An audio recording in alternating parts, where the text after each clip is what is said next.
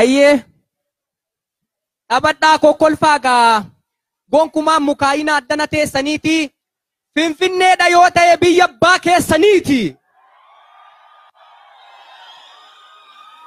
Biyya Oromoo wal ga'ee fuunfatu tumaa bunaa biyya qajeelaa dooyyoof kan warra tufaa munaa nu'oo warra seenaati seenaa nama gaafannaa Finfinnee arra namni gamootti ijaaru kana dulloon itti yaafanna. Kaazaanchis Boolee Maalxisee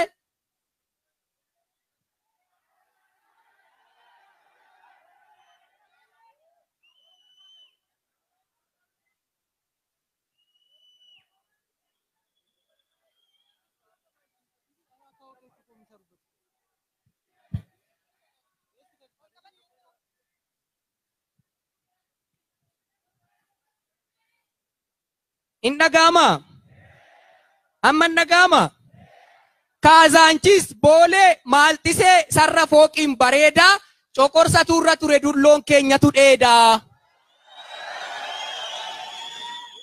Finfinneen inni durii orri qabbanaa jedhee saawwan isaatti niffata.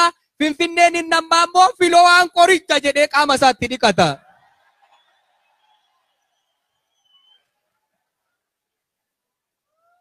Gudii koo kana gadi baataniin dubbatinaa malee anumtuu dhiyoo kana qarshii 100 kaffaleen itti dhiqadhee gale.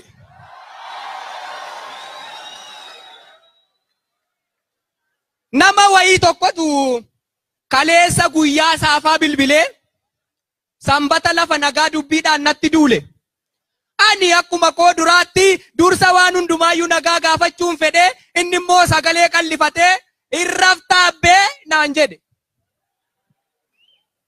Achumaan xiqqoo yaadee aariin mataa na lixee callisee dhaggeeffadhee ergan obsa koo fixee deebii armaan gadii kanan gaaffii isaadhaaf qiyite. Aha otuu dagaleen ijaariin in ijaarraaree hiiroo naaf hin galle dubbiin kee maal jechuu feete dhiiroo. Aha lafti alkanoo miti isayyuu guyyaa saafaa qottee naaf haramtamoo maal geessifadheen rafaa.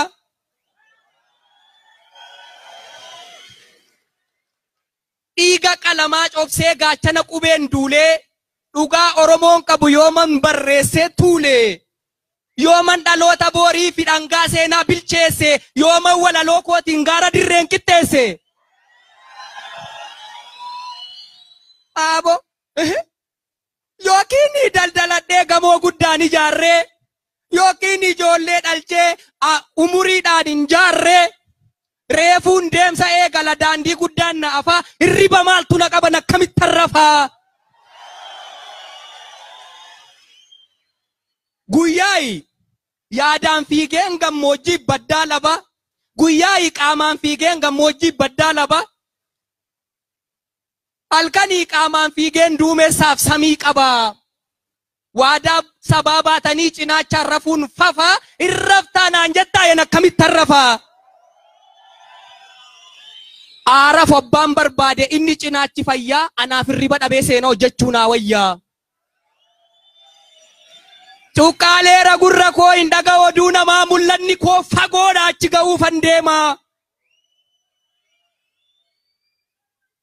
Tarkaanfadhee qaariyeen firii muka dhugaarraa sabeela enaachisaa wallaalummaaf dukkana lammii koorraa kaachisaa. Qilleensa xiqqoo dhiisii buubbeenuu nan danda'uu nanama nagaaf tokko bakka yaada kan ga'uu. Yaalee dadhabuu sabdiin kutu jiruurraa bulchanii bubbulchanii lafee uumu tiruurraa harkifadhee mandeemaa. Harkifadhee mandeemaa uumnotuu na takaaluu. Bakkan ka'ee nan beeka bakkan deemu wallaalu. Jedhee baasee dubbadheen isan duraan mufadhee booda nagaatti dhaameen bilbila koo cufadhee.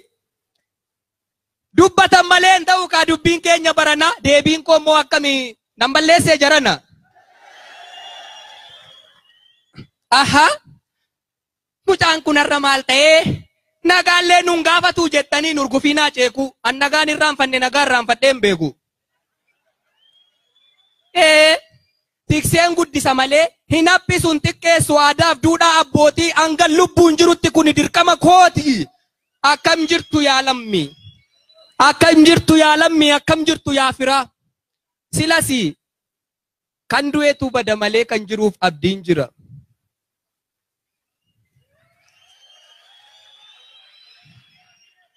Walgeettii warra lafee wal argaa obbolaaf qomoo arri guyyaa wallooti walloo mallattoo Oromoo.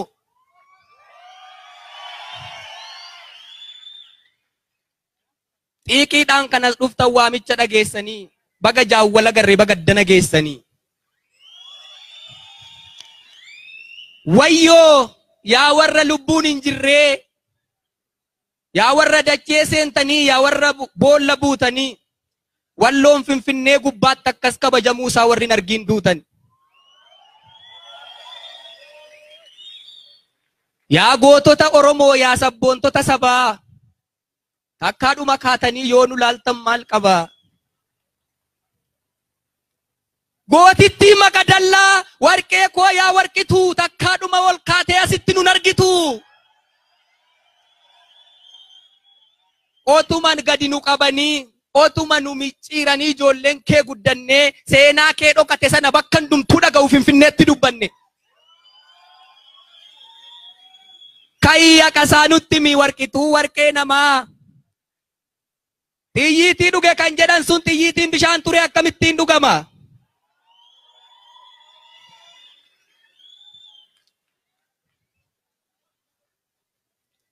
Walloo koo biyya seenaa, walloo koo biyya gootaa. Si lolan malee loltu gaafa lolte moommoota. Otuma sitti dhaadatanii, otuma sitti marsanii sodaaf rifaatuu gattee alagaa gidduu teessee eenyummaa kee eeggatte. Walloo biyya kabajaa, walloo biyya jaalalaa, biyya safuu eeggattu, biyya shamarran magaalaa. Fuudhe gaamaalan godha way lammaffaan dabalaa.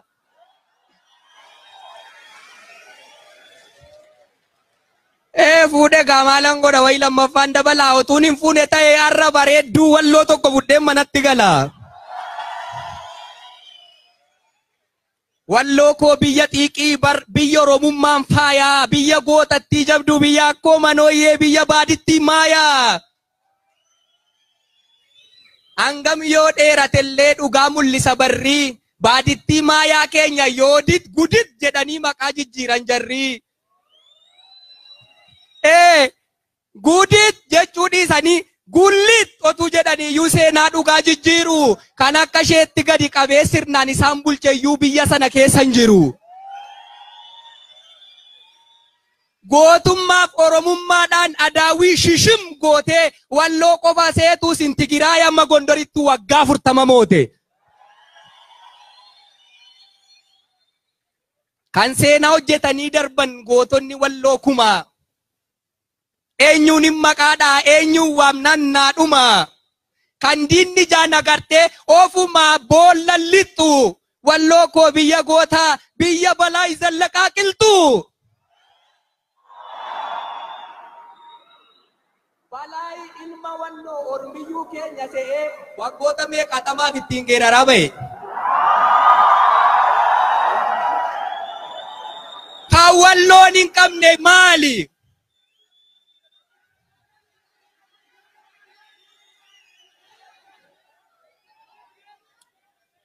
Kan seenaa hojjetanii darban gootonni walloo kumaa.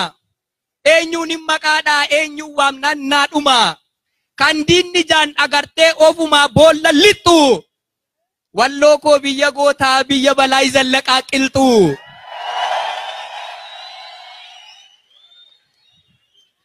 Balaayi ilma walloo Oromiyyuu keenya se'ee waggoota meeqatamaaf ittiin geeraraa ba'e.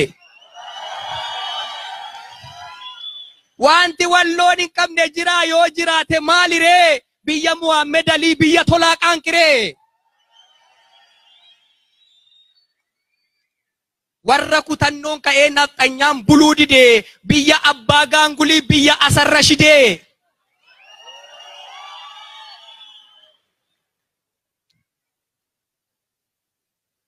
wanti walloon hin qabne maali ree gaafa dukkanaa'eeyyuu walloon hin qabne hin kunne abdii ayyuus yoo barbaaddan immoo abbaa jabanoo qabdi. Kan dubbatamee dhumne seenaa walloo barkaarra biyyaa fi qe'ee gooticha Waadaayi Baabboo jaarra. Waadaayi Baabboo korma hin fudhanne ajaja ormaa. Idda mataa kaafatee xiiqii lapheerraa fidee Minilik nafxanyichaaf takkaayyuu buluu dide.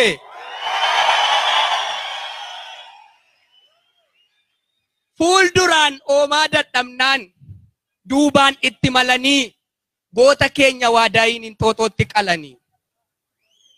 Walloo koo biyya kabajaa, walloo koo biyya nagaa, durii kaasanii hangarraatti qe'ee biyya kee irratti maaf sitti guuru dhagaa.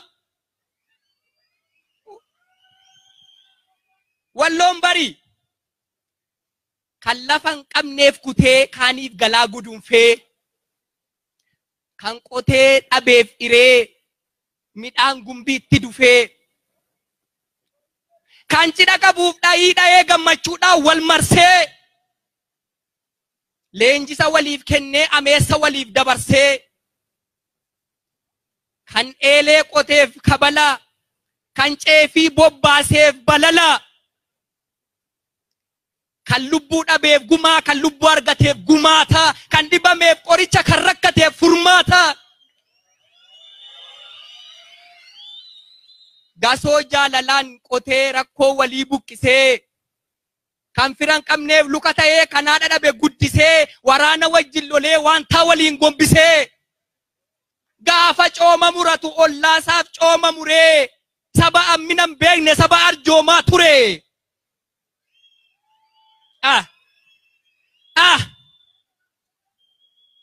Way mataa baata malee ofii yaadaaree mormii. Saba garraamee akkasii gamtaadhaan itti duulte nu jalaa miite ormii. Yaa Oromoo!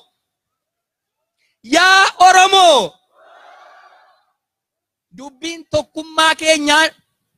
tokkummaa keenyaa dubbii taajjabaa taati. Walloo wajjin dhaabachuun dirqama namummaati. Dubbiin tokkummaa keenyaa dubbii taajjabaa taati. Walloo wajjin dhaabachuun dirqama namummaati. Eeboon maal nurraa dhoowwa gaafa gaachanni kufe, wanti karaa walloo dhufe ija keenyatti dhufe. Nutoo warra seenaatii seenaa nama gaafannaa, dammaqaa qeerroof qarreen walloo bira dhaabannaa. Furmaata nurka jiru maaliif fagoo joorsinaa? Dawaaf qoricha taanee madaa walloo qoorsinaa. Galatooma.